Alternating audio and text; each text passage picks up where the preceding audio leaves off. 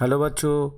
Let's read the question. The question says it is possible that a body speed can be increased by magnetic forces. Explain. So the question is based on force on a charged particle in a magnetic field and the relation between the force and the speed and the velocity. Now, uh, as we know, the force on a charged particle in a magnetic field is F equals to Q into V cross B.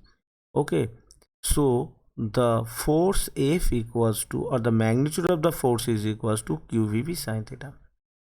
ठीक है, तो अगर हम इस equation को देखें, ऊपर के इस इक्वेशन नंबर 1 को अगर हम देखें तो हम देखेंगे फोर्स और वेलोसिटी के बीच में जो एंगल है वो 90 डिग्री है.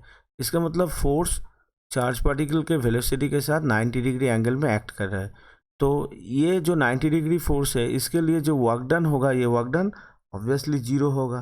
ठीक है, तो वर्क डन अगर जीरो होगा, इसका काइनेटिक एनर्जी का जो चेंज होगा वो भी जीरो होगा. ठीक है, तो इसका ऊपर अगर फोर्स एक्ट करेंगे तो इसका डायरेक्शन चेंज होगा, इसका मतलब इसका वेलोसिटी चेंज होगा, लेकिन इसका जो स्पीड है, स्पीड कभी भी चेंज नहीं होगा क्योंकि ये फोर्स 90 डिग्री में एक्ट कर रहा है.